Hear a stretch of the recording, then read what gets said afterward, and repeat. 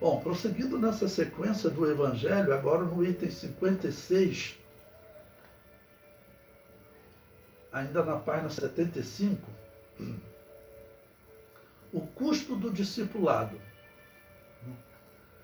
Bom, o texto aí que eu escolhi para ler é Marcos capítulo 8, versículo 34, é uma continuação do texto anterior que Jesus repreendeu os discípulos, é uma continuação, né? Então, capítulo 8, versículo 34. E chamando a si a multidão com os seus discípulos, disse-lhes: se alguém quiser vir após mim, negue-se a si mesmo. Tome a sua cruz e siga-me. Aqui, o negue-se a si mesmo está falando o quê? Está falando do livre-arbítrio. E também está falando com Pedro. Porque a atitude de Pedro era uma atitude da interpretação dele. Nós temos que estarmos fundamentados em tudo que nós formos ensinar. Nós temos que ter como base as Escrituras. Se não tem fundamento nas Escrituras, nós colocamos como hipótese, como alguém que teve uma ideia, mas doutrina. Todas as doutrinas têm que estar fundamentadas nas Escrituras. Então, primeira coisa, Pedro, olha, você tem que negar a si mesmo. O que você ouviu, ok? E seus pensamentos, você tem que abrir mão deles. Isso é uma escolha do homem, ok? Isso é uma escolha do homem. Deus não vai impor isso a você. Então, você quer vir após mim? Quer ser meu seguidor? Primeira coisa, você tem que negar-se a si mesmo.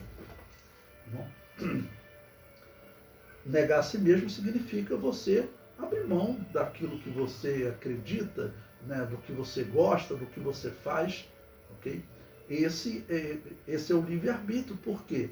O homem, como havia no Antigo Testamento, Deus estabeleceu a lei do escravo voluntário, aquele que ele optava por ser um escravo, um servo perpétuo.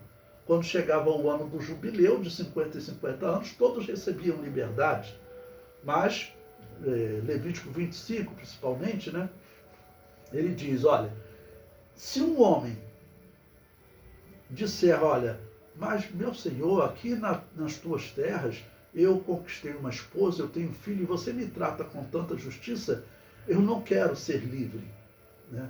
Eu quero ser um escravo teu. Ele está usando o livre-arbítrio para se definir como um servo daquele escravo. E isso é usado simbolicamente para nós que usamos o nosso livre-arbítrio para dizer, olha, eu quero ser teu servo, a Deus. Tá bom? E aqui, lá na tradição que Deus estabeleceu, o escravo então tinha a sua orelha furada, ok? Dizendo que levava diante dos juízes, né? Olha, ele não quer liberdade no ano do jubileu, ele escolheu ser servo, ok? Então ele tinha a sua orelha furada. Por isso que no Salmo 40 Davi diz, as minhas orelhas furastes, que algumas traduções modernas mudaram, né? Colocando os meus ouvidos abristes. Ou seja, mudou o sentido simbólico da mensagem. E aqui Jesus Cristo diz, você tem que negar a si mesmo. Tomar sua cruz, e tome a sua cruz e siga-me. Porque qualquer que quiser salvar a sua vida, perdê-la-á. Mas qualquer que perder a sua vida por amor de mim e do Evangelho, esse a salvará. Pois que aproveitaria o homem ganhar todo mundo e perder a sua alma? Ou que daria o homem pelo resgate da sua alma? Porquanto qualquer que entre esta geração adúltera e pecadora se envergonhar de mim e das minhas palavras, também o Filho se envergonhará dele quando vier na glória de seu Pai com os santos anjos. E dizia-lhes também, em verdade vos digo que dos que aqui estão, alguns há que não provarão a morte, sem que vejam chegado o reino de Deus com poder. Ele está fazendo referência ao quê? Principalmente ao Pentecoste, né?